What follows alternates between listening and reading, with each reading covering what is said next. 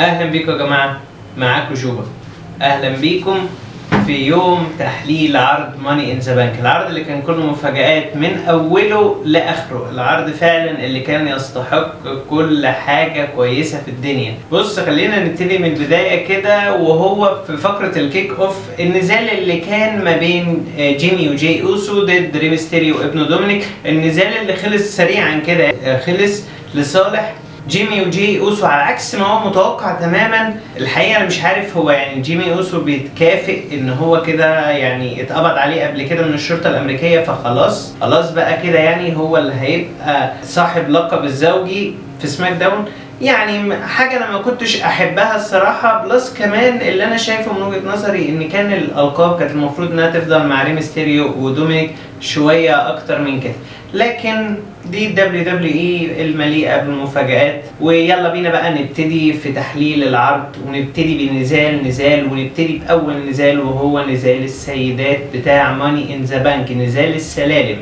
نزال كويس بس بطيء سيكا كده يا معلم، في سنة بطء كده يعني. بص ما خلتش النزال 100% حلو، مع ان انت كنت منتظر منه كتير، لكن هما السيدات حاولوا يقدموا اقوى واكتر ما عندهم في الحلبة. المصارعات عملوا شغل كويس بالسلم الحقيقة، خصوصا نايومي اللي بتعمل باور بام على ليف مورجان، وسلام على نيكي برضو على السلم. كل ده يا جماعة على السلم. النزال الحق اتقال استحق فعلا تسقيف الجماهير نظرا لان المصارعات زي ما قلت لكم كانوا بيعملوا اللي يقدروا عليه بزيادة. الحق اتقال يا جماعة، أليكسا بليس كانت رخمة جدا في النزال ده. النزال ده انا ما حبيتش فيه أليكسا بليس تماما.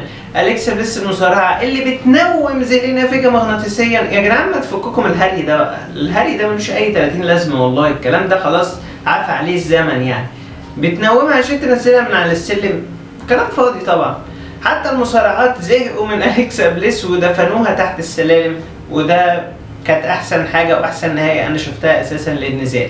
النزال المصارعات كلهم كانوا فوق السلالم وكانوا بيتخانقوا مع بعض زي ما تقول كده، كانوا كله بيضرب في كله. نيكي كروس تستغل ان كله بيضرب في كله وتطلع على السلم وتاخد الحقيبة علشان تبين أهمية شخصيتها الجديدة نيكي ASH أو نيكي آش زي ما احنا العرب بنقول يعني. إجمالا النزال ياخد 7/10، ده تقييمي له. نيجي على النزال اللي بعد كده، النزال اللي اتحط في يوم وليلة، حتى ما كانش نازل في التوقعات خالص الصراحة. النزال بتاع ايجي ستايلز وأوموس ضد الفايكنج ريدرز. النزال ده زي ما يقولوا كده يا جماعة هما مالوا بيه العرض، زودوا بيه ساعات العرض علشان يوصل العرض إلى ما يقارب ال4 ساعات بس مش أكتر. لكن الفايكنج ريدرز عملوا ماتش اكتر من هايل، عجبني جدا. عارف انت الماتش اللي بينوا فيه فعلا اهميه وقوه اوموس، مع ان انت شايف ان اوموس بطيء جدا في الحلبه وما عندوش قدره جامده على المصارعه اصلا، ما عندوش قدره قتاليه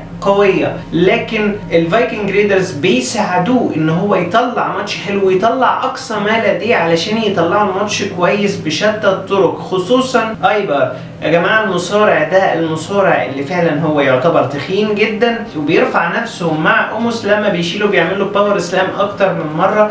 الحق يتقال الراجل ده هايل هايل هايل، خصوصا كمان قدرته الهايله على الحلبه لما يبقى مصارع بحجم ساموا جو والبيك شو ويطير من على ثالث حبل وتاني حبل ويعمل سويسايد دايف، فدي قدره هايله على الحلبه. وبرده يعني نخص بالذكر ايجي ستايلز واوموس اللي العمل الجماعي ما بينهم تطور اكتر واكتر، والتناغم ما بينهم بقى احسن بكتير من الاول. يعني الفايكنج عملوا شغل تكنيك وباور هايل في الحلبه، وعرفوا فعلا يفنشوا ايجي ستايلز بفايكنج اكسبيرينس، لكن اوموس يزق ايريك على ايبار علشان الحكم ما يعدش ل3، وبفينش ستاندينج باور بام بيخلص اوموس على الفايكنج ريدرز ويثبتهم 1 2 3، ويحتفظ ايجي ستايلز واوموس بالقاب الزوجي للرو. لحد دلوقتي كده كده القاب الزوجي للرو عموما يعني ما فيش مصارعين كويسين قوي، او بمعنى اصح يعني البيرفكت زي سماك داون. سماك داون احسن بكتير في كل حاجه، سواء السيدات سواء الزوجي،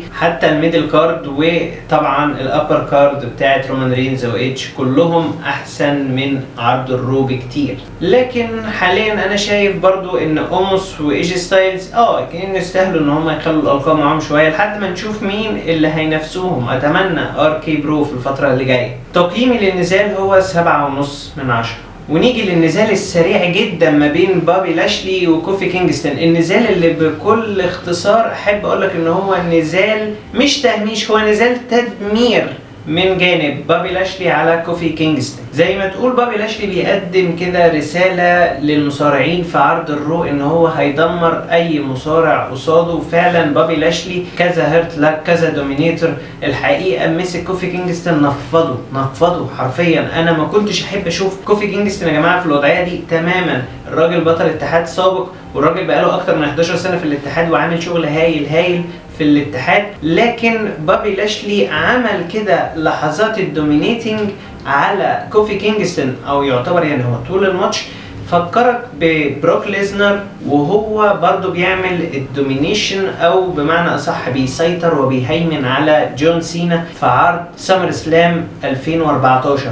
هنا بقى زي ما تقول كده الدبليو دبليو اي بترمي لك هنت كده لعوده بروك ليزنر، خصوصا ان بابي لاشلي كده بيسيطر على غرفه الملابس عرض الرو، فمين اللي يقدر ينافسه؟ هو اكيد بروك ليزنر، او حتى جولدبرج اللي هو البديل لبروك ليزنر في سمر سلام. واضح برضو ايا كان بابي لاشلي هيبقى مستعد جدا، والدبليو دبليو اي بتحاول تبينه بكده. وزي ما قلت لكم كوفي كينغستون كان كوبري للاسف. النزال ده تقييمي له هو 5/10، ما يساويش اكتر من كده لانه كان وان سايد جيم، يعني ما اقدرش اقول لك اكتر من كده. بابي لاشلي انهى على كوفي كينغستون. نيجي على النزال اللي بعد كده، نزال شارلوت ضد ريا ريبلي على لقب الرو للسيدات. النزال مكرر، نزال يعني بص هو النزال الحقيقه كان كويس ما كانش وحش، بس مكرر بالنسبه لك، انت كنت بتحس بملل شديد وانت بتتفرج رغم الناتشرال سيلكشن اللي كانت من التوب كورنر على ريا ريبلي، وللاسف ما تمش التثبيت لحد 3، كانت حركه او ام جي. كنت شايف كمان ان ريا ريبلي واضح ان الدبليو دبليو اي بتبينها ان هي مصارعه قويه جدا وبتقدر تتحمل الضربات والاصابات كمان، خصوصا كمان لما شارلوت فلير فنشت النزال بعد ما حشرت رجليها في السلم وفضلت تخبطها بيه لحد ما كانت شبه هتكسر رجل ريا ريبلي، وعملت لها فينش الفيجر 8 علشان ريا ريبلي تستسلم وشارلوت فلير تبقى بطلة الدبليو دبليو اي للسيدات في عرض الرو للمرة ال14. مكرر حاجة انت ما تحبش تشوفها خالص الحقيقة. النزال ده يساوي 6/10 معايا النهاردة، ده تقييمي له نظرا لانه مفيش فيه اي جديد. ونيجي بقى لنزال ماني ان ذا بانك للرجال، نزال السلالم. النزال اللي كان على الحقيبة الحق يتقال فيه يا جماعة، جون موريسون وريكوشي قدموا فيه عظمة فوق عظمة. الحقيقة الاتنين مصارعين اللي قدموا تكنيك وحركات طايرة هايلة حمستك في النزال من أوله لحد آخره. وكان في لقطات حلوة زي تعاون سيس رولينز وجون موريسون اللي فنشوا فيه كل المصارعين واستخدموا السلالم ضدهم كلهم. حتى كيفن اوينز اللي عمل مون سولت على المصارعين على السلم كانت لقطة هايلة جدا، لكن هم برضو عرفوا يوقعوا على السلم. الحق يتقال جون موريسون سيس رولينز قدموا نزال هايل. حتى درو ماكنتاير يا راجل عمل كليمور على ريدل وناكامورا، مفيش احسن منها الحقيقه. كانت كليمور بص معلمه كده، معلمه حرفيا. والالاباما سلام اللي على ريكوشي على السلم الحديدي برضو كانت اكتر من هايله. بص الماتش كله لقطات روعه، لقطات كلها هارد كور، اللقطات اللي احنا بنحبها وبنستناها اصلا من السنه للسنه. وريدل حسسك ان راندي اورتن موجود بكذا ار كي او، منهم الار كي او اللي كانت على ريكوشي من على السلم الحديدي كانت اكتر من هايله. لقطه او ام جي برضو بامتياز. ريدل الحقيقه حسسك ان راندي اورتن هو اللي موجود. بص زي كليمور كده، الار كي او عامله زي الكليمور، بص بتحمسك كده للنزال. كيف يا معلم، كيف حرفيا.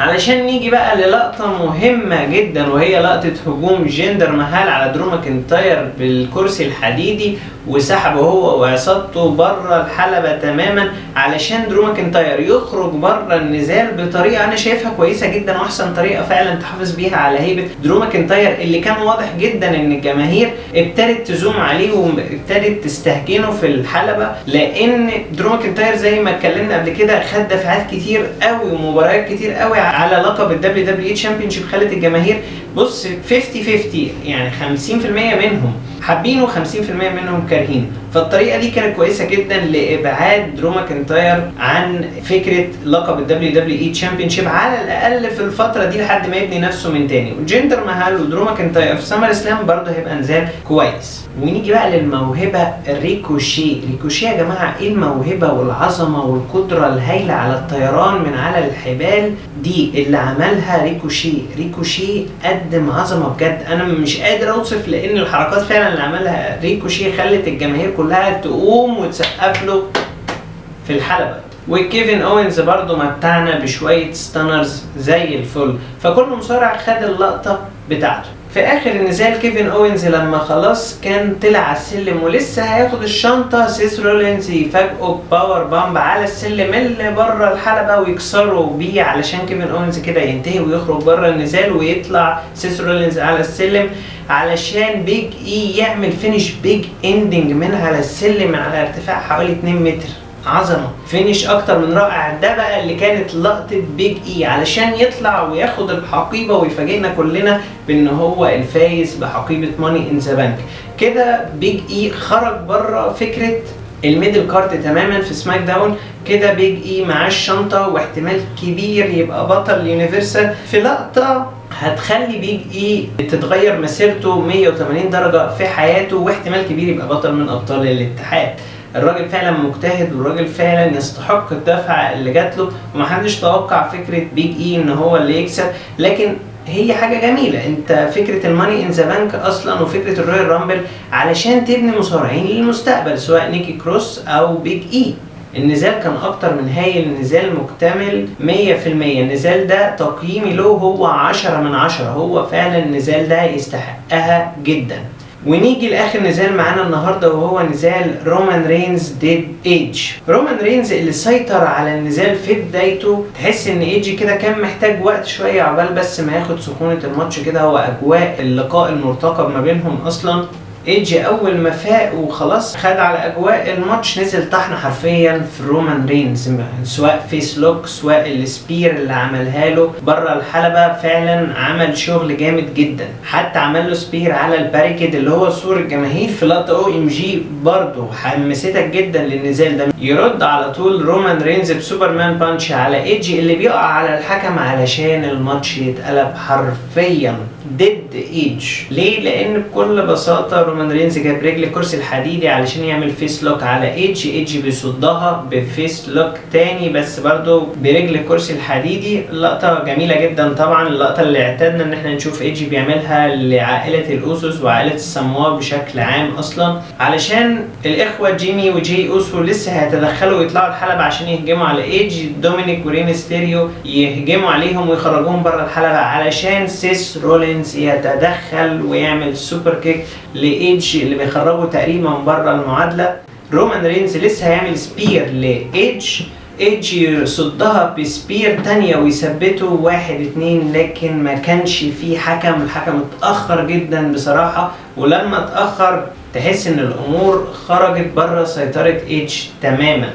وفعلا الحكم لما جه ثبت 1-2 وما جاتش التالتة ابدا، وما عرفناش نشوف ايدج كبطل اليونيفرسال. ولسه هيخلص ايدج بسبير نهائيه ونشوفه يتوج بلقب اليونيفرسال. تتفاجئ بسيس رولينز بيطلع تاني للحلبه، لكن ايدج يفاجئه ببيج بوت، بس رومان رينز يفنش ايدج بسبير لان كان ايدج مديله ظهره للاسف ويثبته 1-2-3 ويفوز رومان رينز بفوز غير نظيف.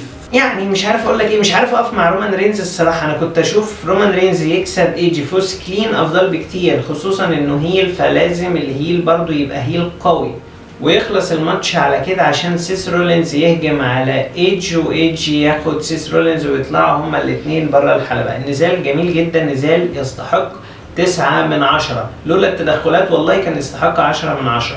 عشان نيجي للقطة المنتظرة ومفاجأة العرض فعلا. والمفاجأة مش هقولك مثلا اللي هتساعد الدبليو دبليو، لا هي اوريدي رجعت الدبليو دبليو تاني على القمة. رومان رينز بيمسك المايك ويطلب من العالم كله ان هم يعترفوا بيه ان هو اقوى مصارع وافضل مصارع في الدبليو دبليو اي. تدق موسيقى جون، يرجع المصارع اللي فعلا كنا كلنا منتظرينه، لان هو ده اللي هينقذ الدبليو دبليو اي. لازم انت ترجع واحد من كبار الدبليو دبليو اي علشان يرجعه، لازم يكون اسطوري زي جون سينا علشان ترجع جماهير تاني يتفرجوا على العروض، لان العروض كانت بتعاني في الفترة اللي فاتت. جون سينا لقطة هايلة جدا انه يرجع تاني، ومفاجأة فعلا منتظرة علشان يعلن تحديه لرومان رينز، علشان اخيرا هنشوف رومان رينز ضد جون سينا على لقب اليونيفرسال تشامبيونشيب في سمر سلام. علشان كده سمر سلام تبتدي تتضح معالمه، وعندك ماتشات هايلة، ماتشات تستاهل تبقى في ريسل مانيا هتبقى موجودة في سمر سلام، وهي ماتشات سيس رولينز ضد ايدج، وجون سينا ضد رومان رينز. يا سلام كمان بقى لو تختمها ببروك ليزنر ضد بابي لاشلي، هيبقى نزالات عظيمة فعلا وهيبقى عرض منتظر ومرتقب. العرض اجمالا تقييمي له هو 9/10. العرض حلو جدا ومفاجآته هايلة. خلينا بس ايه نقول في الاخر ان انا يعني مصور ان شاء الله حلقة عن رد فعلي تجاه ماتشات الماني ان ذا بانك، هعمل له بس مونتاج كده وابقى انزله ان شاء الله، لكن المراجعة والتحليل هو طبعا اولا واهم حاجة بكتير. فاشكركم كلكم، واتمنى اكون ضيف خفيف عليكم، واتمنى تشتركوا وتعملوا لايك لو عجبكم الفيديو، وتفعلوا الجرس عشان يوصلكم جديدنا اول باول. بحبكم كلكم، يلا سلام.